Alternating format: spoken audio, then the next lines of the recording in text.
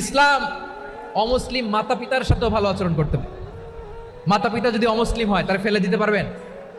পারবেন? পারবেন?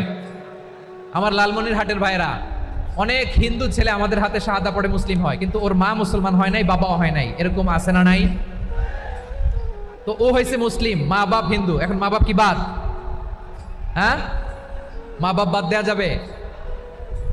যেই মা আপনার 9 মাস 8 মাস পেটে ধারণ করলো, আপনার মায়ের নার ছেঁড়া ধন, আপনি ওই মারে বাদ দিতে পারবেন? যে মায়ের বুকের তাজা দুধ খেয়ে আপনি আজকে বাড়ন্ত তাজা তরতাজা, ওই মারে বাদ দেয়া যাবে? وَقَضَى رَبُّكَ أَلَّا تَعْبُدُوا إِلَّا إِيَّاهُ وَبِالْوَالِدَيْنِ إِحْسَانًا। আল্লাহ বলে অবধারিত দুইটা ভার্ডিক তোমাদের জন্য, এক আল্লাহর ইবাদত করবা আর মা বাবার প্রতি ইহসান করবা। আদেশটা কার? মা বাবার প্রতি ইহসান করতে হবে। আমার মা হিন্দু হোক ভালো আচরণ করতে হবে, বৌদ্ধ হোক ভালো আচরণ করতে হবে।